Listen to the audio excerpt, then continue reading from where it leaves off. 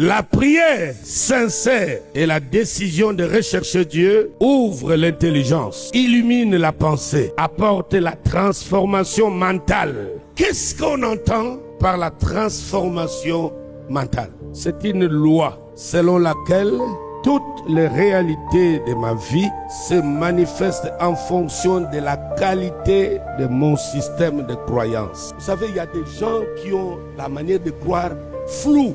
Tu le trouveras même parmi ceux qui se disent rachetés. Sa manière même de croire en Dieu.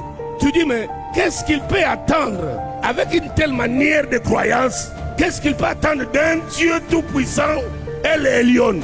Un système de foi bizarre. Tu dis, il croit au mysticisme, il croit au monde, même sur le plan humain, de l'intelligence. C'est pour cela que tu dois faire très attention. Il y a des choses que tu ne peux dire à personne d'autre. Numéro 1, à cause de sa spiritualité, qui est générée par son mauvais système de croire en Dieu. C'est l'une des raisons pour laquelle Abraham a caché les sacrifices d'Isaac à Sarah. Parce que le système de croyance de la femme ne voyait pas un Dieu demander les sacrifices d'un être humain. Personne ne pouvait convaincre Sarah. Il ne pouvait jamais voir un Dieu sacrifier un être humain. Ça, c'est le culte de Moloch. Numéro 2, un Dieu qui les a consolés en venant dans leur tente. Le Dieu pour qui elle a préparé. Le Dieu qui a mangé la recette d'une femme humaine. Et Dieu a lâché un mot que Sarah aura un fils. Comment ce même Dieu-là vient encore demander le même enfant? Et Abraham s'est dit, avec ça, si j'ose lâcher, c'est fini.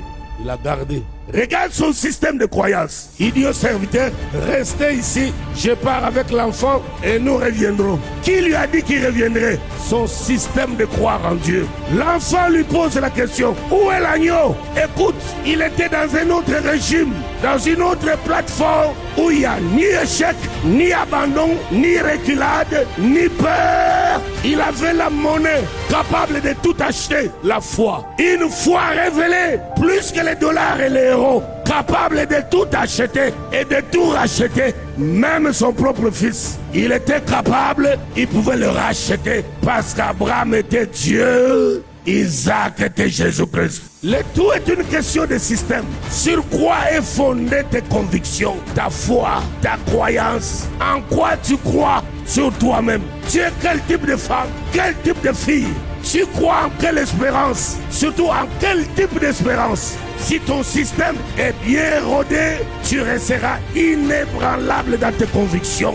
Que les gens te haïssent, qui te refusent, qui te rejettent, tu restes là. Parce que ton système est posé sur des bases solides. Tu n'envisages pas autre chose que ce qui est là. Ils sont partis et Abraham est revenu avec l'enfant comme si de rien n'était. Il a dit à ses deux serviteurs, retournons à la maison. Sans qu'il ne se doute de rien, de tout ce qu'il venait de vivre là-bas. Les pauvres serviteurs sont partis. Il a dit à son fils, l'Éternel pourvoira, et il a pourvu. Parce que sa manière de croire n'avait pas d'autre alternative. Wouh!